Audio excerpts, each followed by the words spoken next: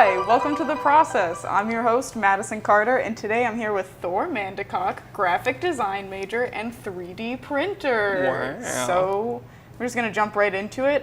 What sparked your interest in 3D printing and design as an art form? Going into Columbia, I started taking a 5-week course, Foundation Skill with Taylor Hokanson.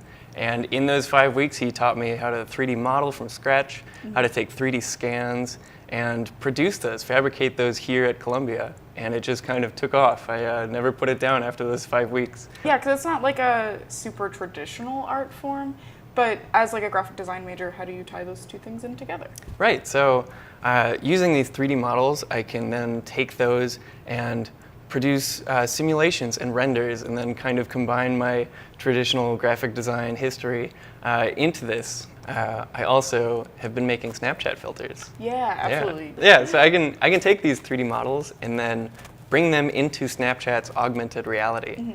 And I can apply them as face filters. So you can have one of these on your phone in augmented reality. And that was a great marketing effort, especially with the ASL project. This is the sign for I love you. And I was able to produce a snap code of this so that people could have this on their phone when they bought the keychain as well.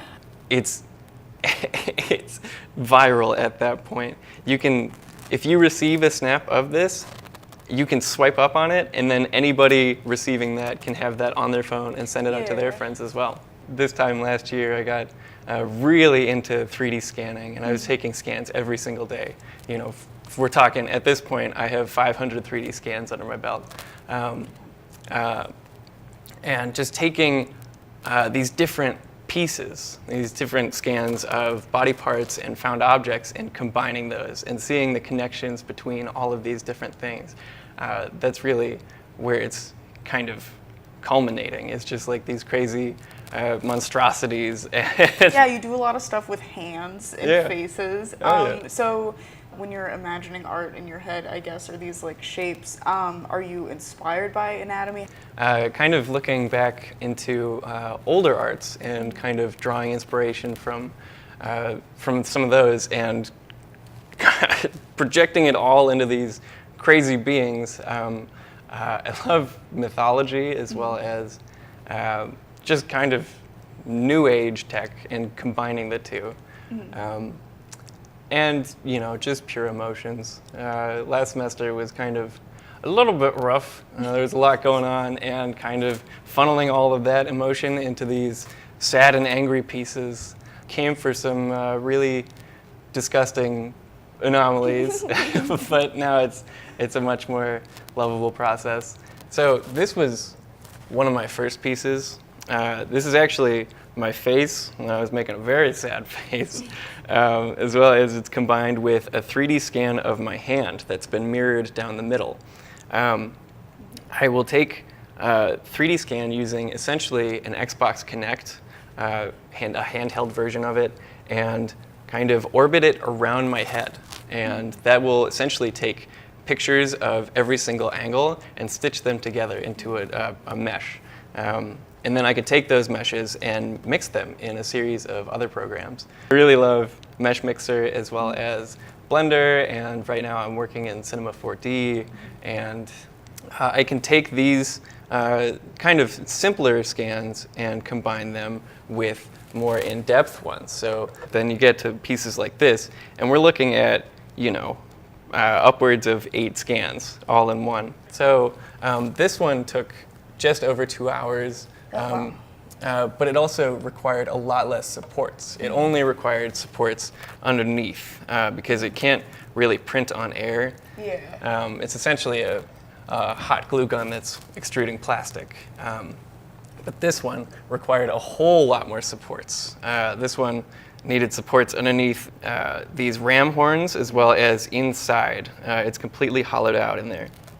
So this one took, you know, 4 to 5 hours to print. I have a bunch of presets for different printers. On campus, we have at this point, almost 10. We're getting a 10th one very soon. And I can print it at home as well. So I've got a 3D printer at home, the CR10, and that thing is running around the clock. There is not a day where it's not printing. This one almost looks like it's made out of wood. Well, I can 3D print out of wood, but this was actually a process of CNC milling. So I've started with a block rather, of wood. Then I've uploaded a 3D model of my hand that's been pivoted around a center pivot 8 times.